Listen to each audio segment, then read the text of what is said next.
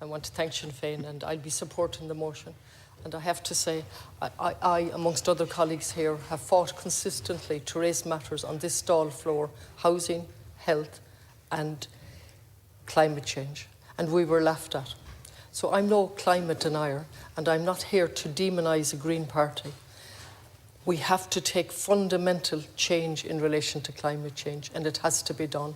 But the absence of leadership and the divisive manner in which we're tackling that fills me with despair, I have to say. Absolute despair that we would be having a divisive conversation. I never agreed with carbon tax, ever agreed with carbon tax. It's a divisive tax that punishes the poor while letting the big polluters off the hook.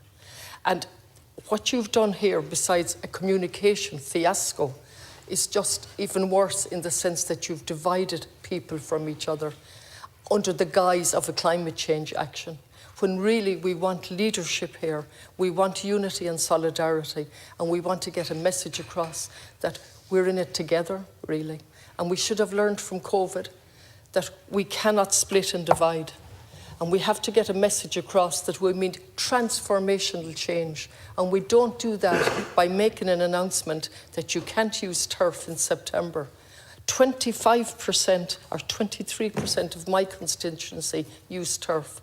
What provision has been made in relation to those? Can you tell me? And the debacle of different TDs and backbenchers going on the radio is just appalling, unacceptable, and setting climate change way back.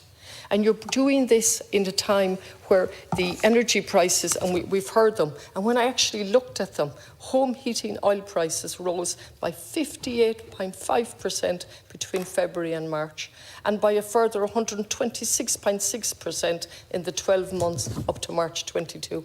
I can't use my few minutes to quote all the other statistics. You know them very well. But on top of that, the city I come from, the county, the average rent rates have increased by 19%. Just listen to those figures. That's the county where the houses and rent used to be cheaper. 19% from quarter 2020 to 21. In Galway City, they can't rise anymore, I think, but they've still risen by 8.8% in a short quarter. Now, on top of that, then, you cynically put in the amount of deaths per year as a result of air pollution. And I welcome that you're beginning to look at things like that. But in this sense, you've put it in a very cynical way. It's never been put in, for example, the amount of people who die from poverty every year, bad housing, on trolleys every year, at a minimum, Dr. Hickey in Sligo has said 300 every year, directly related to 2 or 3 days on a trolley. In my city, there are 7 and 8 days on a trolley, and furthermore, they're without visitors, but that's for another day. So what do we do here when we're faced with an existential threat to the planet of climate change? Do we go down a divisive role of saying to 23% of the turf users in my county, you can't use it in September, you can sit and freeze? Or do we say, look, we're going to have to stop it at some stage. This is the way we're going to do it, and this is what we're going to do for you, because you're going to help us with our climate strategy? Or do we keep on with these idiotic debates where we put in for or against, and the opposition divide up in different ways? Or you have the Labour Party telling us one thing, our Deputy Tobin proudly saying he didn't vote for the climate, and I have the greatest of respect for him.